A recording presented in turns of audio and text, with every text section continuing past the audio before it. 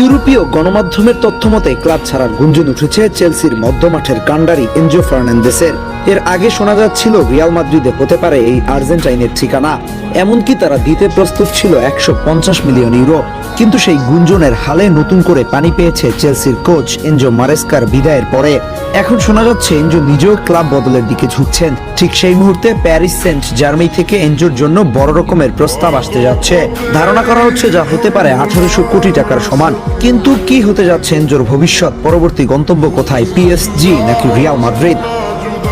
চেলসির জার্সিতে মোটামুটি সুখেই ছিল এনজো ফার্নান্দেস।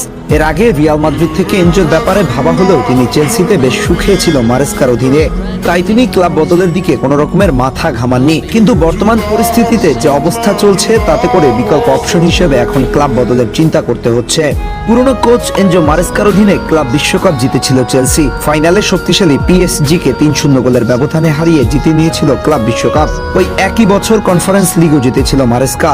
তবুও জানুয়ারির 1 তারিখ তাকে বরখাস্ত করে চেলসি, আর তাতেই ড্রেসিং রুমে সবাই নড়ে চড়ে বসেছে। ক্লাব বদলের জন্য এটাই হতে পারে এনজো ফার্নান্দেসের মূল কারণ এখন এনজোর ভবিষ্যৎ নিয়ে একটা সংশয় দোলাচল উকি দিচ্ছে। কেননা মারেস্কা তাকে যেভাবে ব্যবহার করেছে, নতুন কোচের অধীনে আসলে তিনি কতটুকু মানিয়ে নিতে পারবেন, কিংবা তাকে নির্দিষ্ট রোলে খেলানো হবে কিনা, এসব নিয়ে প্রশ্ন আর সংশয় থেকেই ক্লাব বদলের দিকে ঝুঁকছেন এই আর্জেন্টাইন। তবে গণমাধ্যমের খবর অনুযায়ী রিয়াল মাদ্রিদের চেয়ে পিএসজির দিকে তার আগ্রহ বেশি। দুইটাই জায়ান্টস ক্লাব, তবে রিয়াল মাদ্রিদ বাস্তবতায় টানা পারফর্ম করতে না পারলে অনেক সময় ক্যারিয়ার নিয়ে দোলাচলে পড়তে হয় ফুটবলারদের। এখানের পারফরমেন্সই শেষ কথা হয়ে যায় অনেক সময়।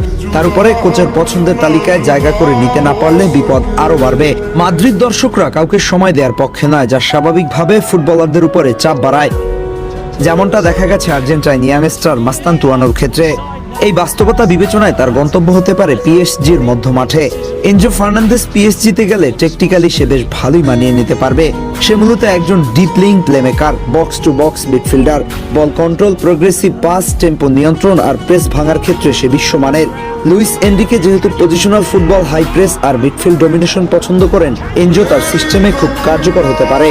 বিশেষ করে পিএসজির আক্রমণ ভাগে গতি থাকলে এনজোর লং পাস আর থ্রু বল ম্যাচের রং বদলে দিতে পারে। দর্শক, আপনাদের কাছে কি মনে হয়, শেষ পর্যন্ত ক্লাব ছাড়লে এনজো ফার্নান্দেসের পরবর্তী গন্তব্য কোথায় হওয়া উচিত, রিয়াল মাদ্রিদ নাকি পিএসজি? আহমেদ হাসনাইন খান, টিম স্পোর্টস।